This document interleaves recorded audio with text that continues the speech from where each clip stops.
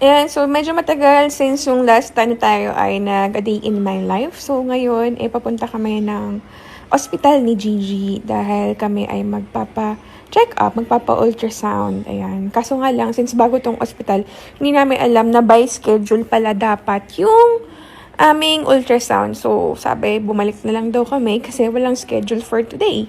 Kaya ngayon, nagtanong na lang kami kung saan kami pwede magpa-ultrasound and magpapacheck din kasi ako ng aking sugar. Dahil nga nung last na nag-prick ako, mataas yung sugar. So, kailangan ko malaman if may gestational diabetes. Di ba ang creepy nung reception nila dito sa ospital. So, bago siyang ospital sa may Antipolo So, ngayon umuwi na lang kami. Nagkape na lang ako nitong rice coffee and mane. Favorite ko yan. And then, yan, nagbabanding na lang kami ni Gigi tsaka ni Tuldok. Ang bonding namin madalas dito kami sa balcony. Kukwentuhan ng mga kung ano-ano lang sa buhay, ganyan. Mga anything na pwede naming pagkwentuhan. Yan, dyan kami nagkukwentuhan mo, especially kapag morning. Kasi dyan, breakfast kami, and then coffee, and then si Tuldok kukulitin namin. Sabi ko, pisain niya si Tuldok. Super kulit niya ni Tuldok. Tapos ngayon, sabi ni Hergie, sumama na lang daw ako dahil siya ay magmi-mishing. So, sumama kami ni Tuldok. Yan, kasi si Tuldok, ayaw niya talaga nasa bintana kasi ang iksi-iksi ng build, ng ano niyan, anong tawag doon? Mga braso, tsaka kaya hindi niya naaabot yung bintana. Pero, ayan, dito tayo ngayon sa Antipolo. Hindi ko na sasabihin kung saan to. Pero napakaganda dito. So, sobrang solid na spot to. And kasama namin si Manso, tsaka si Sander. And sobrang saya na naman ni Tuldo kasi makakapaglaro na naman siya sa putikan. And ito yung lake nila dito. So, sobrang peaceful talaga dito. Kaya nakakatuwa tumambay. So, ang ginagawa ko kasi is nag-walking lang ako. Kasi kailangan ko rin ng fresh air and kailangan ko ng exercise kasi pabigat na ako ng pabigat. Imagine niyo guys, magti 3 months pa lang akong buntis pero grabe na yung nadagdag sa timbang ko. Kasi grabe rin talaga ako pakainin ni Gigi. Anyway, so bumalik na kami ng ospital pala. Ngayon, and ayan, Gigi na yung buntis, kinuha niya yung, and then, ayan, ang dami kong turok kasi kinuhaan nga ako ng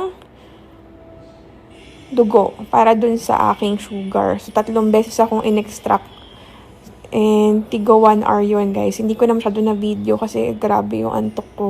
Wala rin ako sa mood. And then, ito na, nagpa-ultrasound na ako. Hindi pwede si Gigi sa loob. So, ako lang. And, ayan, yung baby. Grabe. Ang bilis nga lumaki. May kamay na siya. And then, may buntot siya. Yung ulo niya. Diba? Super cute. Super saya. Kasi, wala. Sobrang, ang healthy nga lang. Diba? Nakakatuwa isipin. At least, every time nagpapa-ultrasound ako, sarap sa pakiramdam na healthy siya. And then, pinakita ko na kay Gigi ang aming baby. Ayan. So, gusto ni Gigi na sana lalaki yung baby namin. Ayan, sobrang cute. Diba? Ang laki niya na. Wala lang. Saya lang sa pakiramdam, guys, na nakikita namin siya sa ultrasound. And, umuwi na kami. And then, si Gigi, nagluto siya. Niluto niya tong matagal nang nakasampay. Yung karne na yan, sobrang tagal na yan nakasampay sa labas, guys. Hindi ko alam ano ba yung nakasampay na yun. Pero karne siya ng, baboy ramo ata yan. Tapos, parang ang ginawa niya is, parang sinampay niya lang sa initan, parang ganun. Tapos, 3 buwan niya daw sinampay yan. And then, ang tawag niya is itag. Yan, itag. And then, niluto niya. Ewan ko anong luto yan. Pero sobrang saya niya nung nakain niya yan. Cordilleran food daw yan. So, ako, di ko gusto. Parang nasusuya ako na nasusuka na di ko maintindihan. Ngayon nga na, tinitignan ko nga lang. Parang nasusuka na ako Kasi guys, nakita ko yan nakasampay Diba? Nakasampay siya dun sa labas na di ko maintindihan. Kaya, ayun, at least happy siya sa food niya.